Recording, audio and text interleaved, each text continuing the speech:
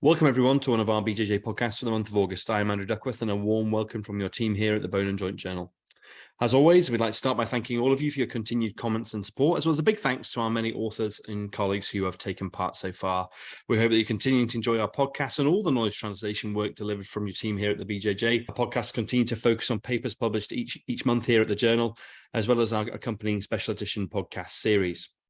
So today for our monthly podcast, we're actually discussing two papers from the same study.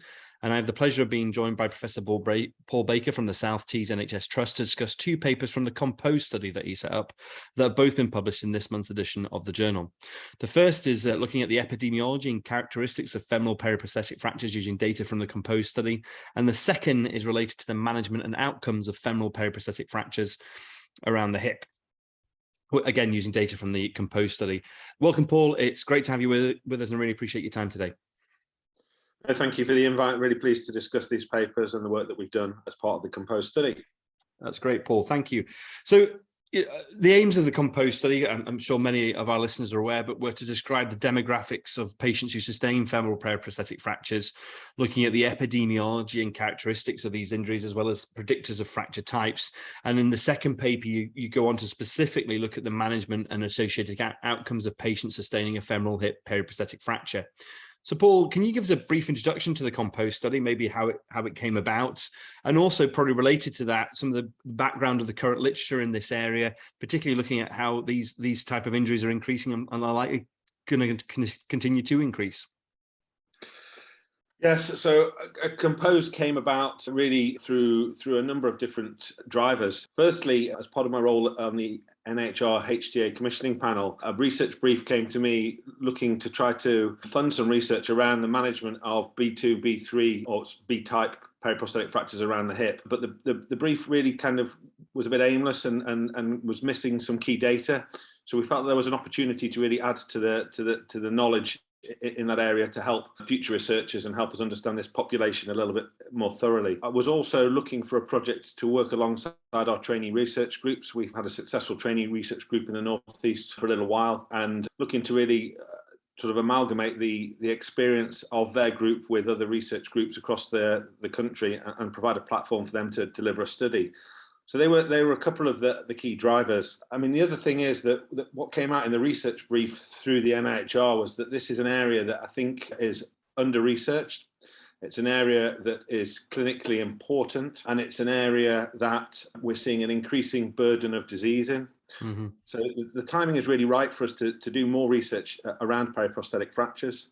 We've seen from recent publications from the group from Imperial, led by Professor Bottle, using HES data, that the incidence is increasing, and we're going to see an increased burden of disease in this area. They were showing about a 10 to 13% annual rise in the incidence of periprosthetic fractures over the period of their study using HES data between 2015 and 18. And some of the systematic reviews in this area have also looked at increasing rates of periprosthetic fractures, particularly related to age. So, in some age groups, even the over 80s, if you look at registry data, 39% of the revisions done for hip revisions in those age groups are done for periprosthetic fractures. So there are actually a significant proportion of the work that's being done. And we've seen similar things when we look at our own registry around knees as well as hips. So this is something that I think we're going to see more and more of, and the caseload is only going to go up as we do more primaries, more revisions, and service a more elderly population. So that was some of the drivers for it. When we looked at this, the literature is very interesting. There are some systematic reviews, but the limitations of these is that the nature of systematic reviews makes them ask very specific questions. So what are the outcomes of a B2, B3 fracture, for example, is something that the group from Nottingham did, and that gives useful information, but only on that subtype of fractures around that specific joint replacement. Similarly, when you look at registry data, it only reports on revisions. When you look at HES data, it includes inpatient episodes, but often uses the ICD code. It's M96.6, which is good, but it relates to prosthetic fractures around joint prosthesis, implants, and plates. So we're not necessarily getting a true picture of periprosthetic fractures around joint replacements. And similarly, the NHFD, which is now starting to report, and it doesn't mandate the reporting of all femoral fractures around periprosthetic fractures. And think the recent estimates were maybe that they've got about 20% data capture. Mm-hmm. So there's lots of data out there, but none of it really covers everything that we thought needed to be covered. So we set up Compose really to try to fill in a few gaps and provide a bit more information. So yeah, so that's how it all came about. That's brilliant, Paul. And it's a really nice overview of what the various sources of data that are out there, about how they all add a bit, but not everything, and it just all needs to be linked together. And like you say, it's like quite a heterogeneous group, isn't it? And so actually trying to do a robust systematic review of something is actually quite difficult to do.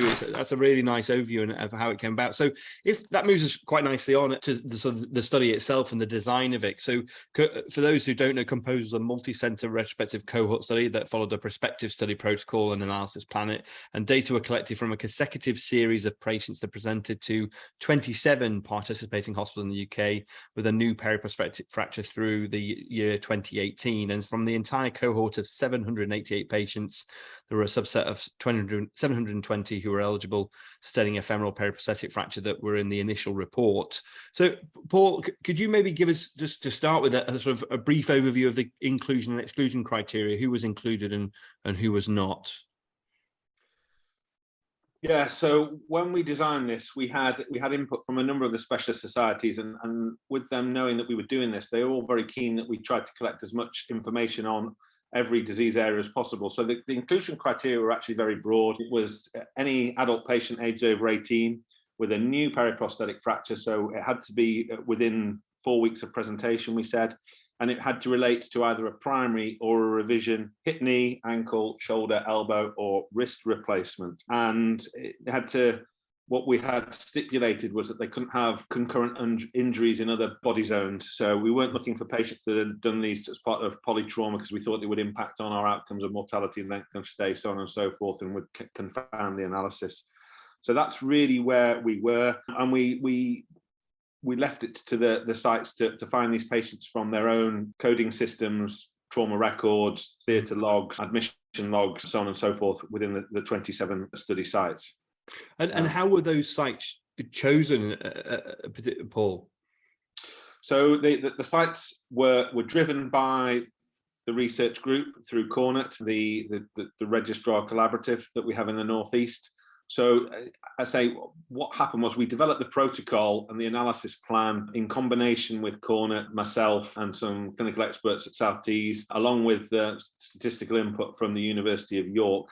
And then, having designed a data capture tool through REDCap with a standardized electronic data system, we left it to Cornet to approach other trainee research groups around the country to put in expressions of interest to be involved in the study. What we were really looking for is to any trauma unit, mixture of MTCs, people doing general trauma, that could provide a minimum of 10 cases per site. So felt that they had an annual volume, of at least 10 cases a year to contribute to the overall cohort study. And we got a good geographical spread. I mean, as you would probably expect, we got a preponderance of sites in the Northeast, but we also had sites in the Northwest, a lot around Manchester, Leeds sites, a lot in the Southwest, Plymouth, Exeter and the Peninsula, South Coast, Bournemouth around there, and also a number around London, Oxford, Cambridge also contributed. So we had a good mix, a reasonable geographic spread, and we saw that in terms of the volumes put in. Some sites put in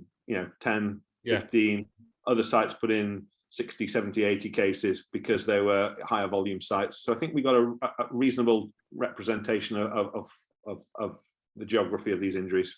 No, yeah, absolutely. And I think that we'll come on to, maybe it's obviously important that, because these are obviously, injuries that sometimes require specialist intervention or often do. And then sometimes the pieces need to be transferred. So I think it's quite good, like you say, to get that spread of different centers. So if we go on to sort of the data that was collected, what was the basic sort of epidemiology and classification data? And also what outcome data did you collect? Yeah, so we sat down and we looked at, as with all of these studies, you can collect data ad nauseum and you worry that data quality and data completeness will drop off. So what we tried to do was strike a pragmatic balance of looking for baseline patient demographics, fracture characteristics, surgical characteristics, and outcome data. So some of the baseline patient demographics were what you would expect: age, gender, place of residence, use of walking aids, social support pre-injury, comorbidities, and we provided a list for patients the teams to select from. usual things that were in that: heart disease, COPD, diabetes, etc. Smoking status, MTS, and some information about their medication use. I have to say that some of that was better collected than others, and certainly the data where we did see some data drop off was around the collection of things like smoking, alcohol consumption, anticoagulation, because of the retrospective nature. Yeah. The fracture characteristics were largely driven by the X-rays, so that looked at the date of fracture, the mechanism of fracture from the clinical notes, which joint it was around, whether it was a primary or a revision joint, the fracture classification, and because we were looking at all joints, we used the AO universal classification, because that gives us a schema for classifying joints, all of the joints of the body, and then whether it was an open or closed injury. And then the surgical characteristics looked at the date of the surgery, grade of the lead surgeon, the surgical strategy employed, what fixation, replacement, what use of other adjuncts to those, the duration of surgery, and then any free text information about operative findings and other information. So that's what we collected there. And then the post-operative data, the key things we were looking at really were length of stay, the post-operative complications before discharge, the readmission rate, mortality rate, and information about discharge destination, where we could get that. I mean, it's very comprehensive amount of data you collect. And like I say, you don't want to overburden people, but it's good to get all that information. Before we move on, just in terms of the outcome data, you mentioned about completeness of data earlier. Was that reasonably well collected? So the outcome data was very, very good, actually, and the data completeness for the outcome data was about 95%. So where we did see some drop off was in some of the demographic data, but the overall the outcome data was well collected and well entered by the patient, by the study members. Yeah, good. And in terms, before we move on to the results, Paul, is there anything particularly with obviously not going into too much detail, anything particularly with the analysis you performed that would be important for our listeners to know, or anything you'd want to highlight?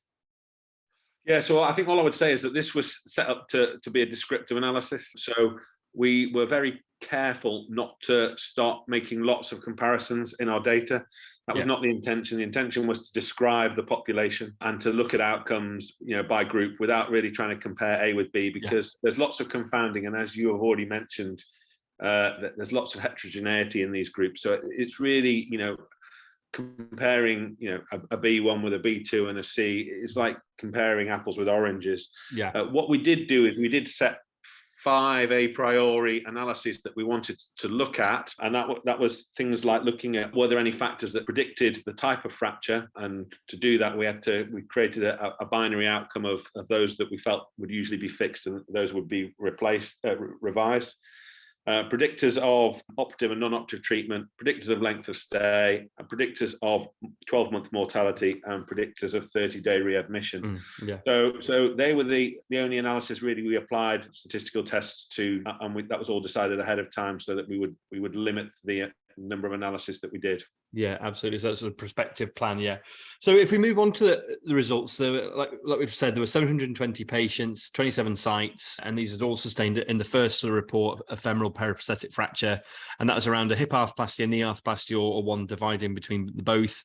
And of those, there were 539 that were femoral periprosthetic fractures around a hip arthroplasty, 151 around a knee, and 30 dividing the two. So just briefly, what did you sort of find, Paul, in terms of occurrence and the characteristics of the injury, in terms of things like the location and the demographics? Yeah, so what we found is essentially the summary is the overwhelming fracture type was a femoral fracture, whether it be a femoral hip or a femoral knee periprosthetic fracture. I mean, 70% of our entire cohort were hip periprosthetic fractures, and of those, 96% of them were in the femur. 20% were knee periprosthetic fractures, of which 93% were in the femur. Hence the focus down on that, because all of the other groups, really, the numbers were too small to draw any inferences and make any sensible conclusions about. So that's why the analysis has focused down as it has done in the first paper. And actually that's why the second paper really just leads on to the hip fractures, because that was the greatest proportion. And while we could have described knee outcomes as well, there was so much to say about the hip outcomes that it seemed the right thing to focus on.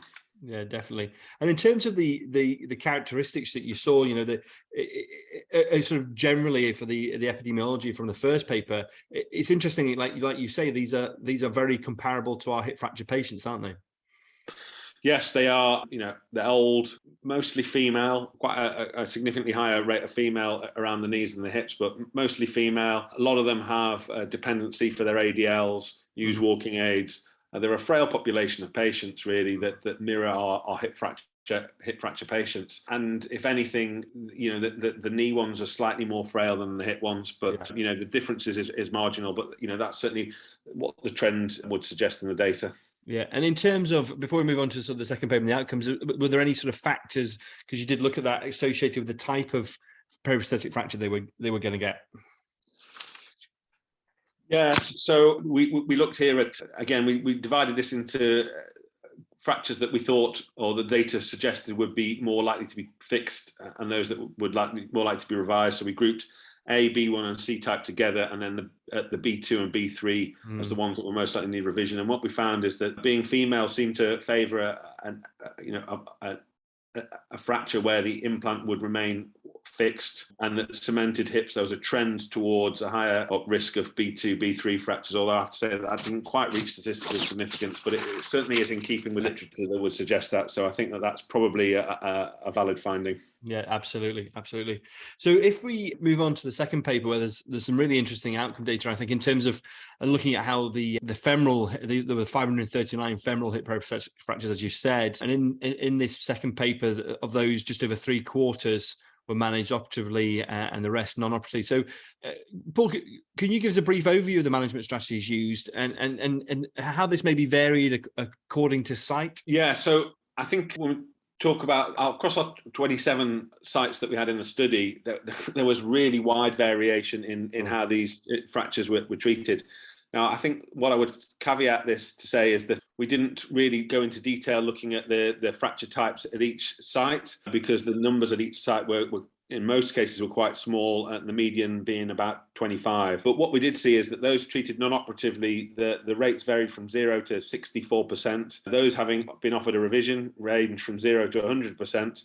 And similarly, those were having a fixation range from 0 to 100%. So there's obviously, despite the way that these are presenting and accepting that different fractures might have presented to different sites, there's often obviously a lot of variation geographically about how people are managing these fractures.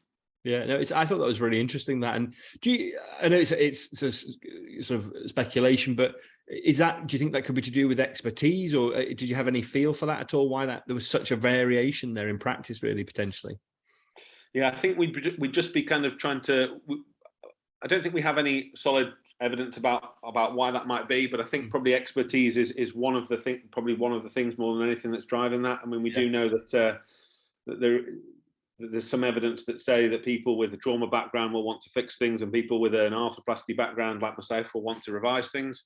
So, I think that is a driver, but that's information that we didn't collect, and I think it would just be, we are just kind of looking for reasons in the data rather than having a robust explanation as to why that might be. Definitely. And if we move on, just in terms of the outcomes that you looked at for these patients, like you say, just to remind our listeners, it's complication. You looked at length of stay. You looked at 30 and 120-day reoperation rates, and along with the 30-day and 1-year mortalities. What were sort of the headline take-home findings from those? Yeah, so the headline take-home findings for those were that overall, for the hip fractures, the median length of stay was just over 2 weeks. That about 8% of people were readmitted within 30 days of discharge after the treatment of their hip periprosthetic fracture. 30-day mortality was 5.2%, and 12-month mortality was 21%. And that's very much in keeping with what we see for hip fractures. I think one of the things that we did find was that there was variation dependent upon the fracture classification. So the highest rates of mortality and the longest length of stays were in people with B2, B3 fractures, with B3 fractures having a 12-month mortality of 38.5%, which was significantly higher than many of the other fracture groups. So quite a burden and quite a significant impact from their outcomes. Absolutely. I think like you say, it's the contrast and the comparison really to hip fracture patients, like you say, is quite incredible actually. So if we sort of move on to putting it all into context, from my point of view, the strengths of the study and the two papers, as I know our listeners will and when they read it, will find out without question in terms of so the size of the study. It's a UK-wide study. It's robust, really a good setup, prospective analysis plan, etc. It's the largest multi-center evaluation of femoral periprosthetic fractures about, and provides a really comprehensive description of the patient and fracture characteristics of this group. And really the first study that has comprehensively shown that these patients are generally elderly and frail. They're comparable to the hip fractures, as we've said, and all that information is very useful in planning services in the future and also planning research in this area in the future. And I think with regards to the femoral hip periprosthetic fractures, that, with the mortality, reoperation, readmission rates you've just mentioned, they are very comparable to hip fracture patients, with that overall 12-month mortality rate over 20%. So, Paul, what do you feel are the key take-home messages for our listeners? And I suppose more importantly, caveating that with any limitations of the study. Yeah, so I mean, I think the key take-home messages, as you described, these are a frail, elderly population of patients. I think one of the things that that we haven't mentioned as yet is the fact that these patients typically wait quite a while for surgery. So we have best practice tariff for hip fractures that drives people getting to theatre within 36 hours. But what we found was that even the most straightforward fracture types are typically waiting a median of 4 days. The B3, B2, B3 that need revision in most situations are often waiting 5 or 6 days for theatre. So we have to bear that in mind. I think that's a key finding. I think what I would say around that is that I think we need to be careful about not just rushing to people to theatre for these complex injuries, just to try and hit a target, because I think that they are slightly more nuanced and more caveated than hip fractures. And I think it's about pairing the right hospital, the right surgical team with the right injury to get the best outcome, because as you've mentioned, they have very high rates of mortality, reoperation rates, readmission rates, and that all comes at a cost both to the patient, their family, and also to the NHS managing these things. There's something to unpick there in terms of what we're doing. As we mentioned earlier, there is quite a wide variation in how these are being managed, and I think more work needs to be done in that. And I think it suggests that we still don't know the best way to manage a lot of these different fracture types. I mean, one of the things that we did see was that lots of different surgical strategies being employed across all the different fracture types around the hip. And, I think the challenge is in how we drive research in this area when it's such a heterogeneous group of fractures that often present in a variety of different ways. And, I'm someone that treats lots of periprosthetic fractures, and no two are really alike. Either the fracture's different, or the patient's different, or the circumstances around their admission are different. So it really is looking at how we can develop research in the context of individualized patient care. In terms of the limitations, this was retrospective by design. We did initially think about doing a prospective study, but we realized to kind of get outcome data, we were going to have to follow these patients up for quite a while. And I think what we wanted to really understand, and the aims of the study, we felt that could be delivered through a retrospective design. I think one of the keys of doing it retrospectively is being able to identify all the patients. And I guess one of the limitations is that we have no control over quality control over which sites identified what patients and whether they missed data and how they coded to pick up these cases. So that's a challenge. What I will say around that is that I was very pleased to see that we saw so many people that were treated non-operatively, which does make me think that people were picking up cases relatively robustly, because you wouldn't necessarily expect those to be picked up if we were just looking at theatre records, so on and so forth. So I suspect that people did get the majority of them, although we have no way of verifying that. And then I guess the other things were around how these fractures were classified, because there is some difference of opinion in how fractures, particularly the B types, might be classified. Is the implant loose? Is it not? How do you go about doing that? There's been some recent papers, even in the BJJ, around that from the Leeds group, around some of that. So again, we weren't able to validate any of the fractures and see how they've been classified. We took them as data entered, really. Yeah. To try and do that, we did have a trainee and a consultant at every site, so there was senior input into that should there have been any doubt about the fracture type. So I guess they're the key sort of limitations of the study. Yeah, no, I think that's very, very nicely sort of summarized, but I agree in many ways. I don't think in any way have sort of limited the findings, which I think are really important. And I think we've already sort of mentioned how this potentially fits into the current literature and how it's already advanced it. So maybe just to finish up, Paul, if you've already mentioned it, but you mentioned it also in the paper. You discussed this idea of creating a national, or with the need really to create a national framework for data collection for this heterogeneous group of patients. And I just maybe just your thoughts and musings on how that might look and how could it potentially maybe fit into our existing infrastructure that's out there. So I think this is challenging. I think the one advantage that we have in this area is that we do have data already being collected through things like the NJR and the NHFD. I know, through other work that I'm doing with the major revision centre and revision needs, that we've got a real challenge in how we collect data around those, because it's a similar heterogeneous group of patients. So I think probably what we have to do is not try to reinvent the wheel and look to adapt something that's probably already out there. I think probably the best way to do it would be to try to increase data collection through the NHFD for all femoral fractures, which I know is the aim, and then look at building in some appropriate outcome metrics and data around that. That's, to me, seems the most sensible way to do it.